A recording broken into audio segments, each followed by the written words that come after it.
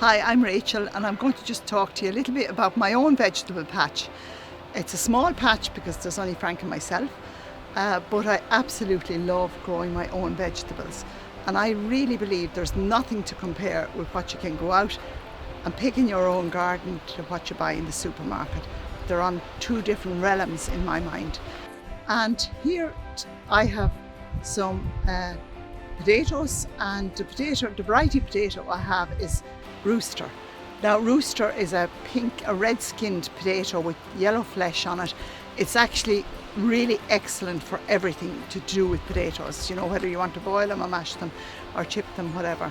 And it was bred in Carlow, so in Oak Park in Carlow. So well done Oak Park. There's a whole lot of potatoes named from Oak Park. Cara and Colleen are two others. And I love this potato because the eyes are on the surface, so when you're peeling them you don't have to get in to take the eyes out, and the flavour is superb.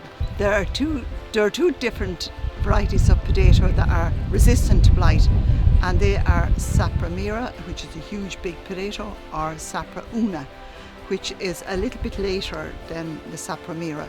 But for the organic growers, there are two options that are really readily available for them for seed potatoes. The other veg that I think is really easy to grow and important to grow are all the salad crops. That is scallions, which you can grow in the window box or out in the ground, and you can come and take any amount when you want them and let them continue growing away. And then of course the lettuce, all the lettuce crops. I love the oak-leafed lettuce. I love the bronze oak-leafed. I love the plain oak-leafed, and just sow it in small quantities, because as you'll see in my garden, I even have too much of a glut, and then it can go to seed on you. So just sow it every week or every fortnight, a little bit of the lettuce crops. And there's little gem, there's the iceberg lettuce, which we all know the hard-headed you can buy in the supermarket, but it's much nicer when it comes from your own garden. And there's a number of different types of bronze-leafed ones.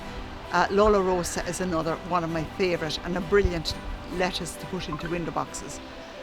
So all of those, and then of course you can grow your carrots and parsnips again in small quantities.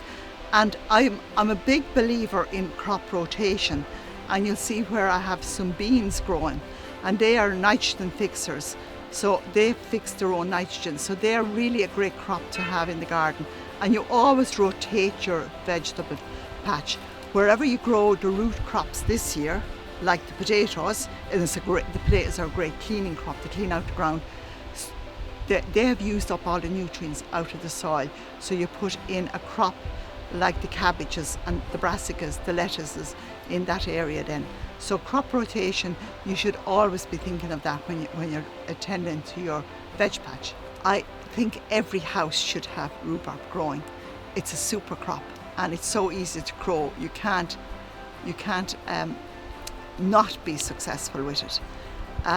There are different varieties. My favourite one is Timberley Early, which is, as the name implies, it's one of the earlier ones to come into to come to maturity. Champagne is another really fabulous variety. I don't like Victoria because I think you need to have a sugar factory at the back door if you're cooking it, because it's the green one.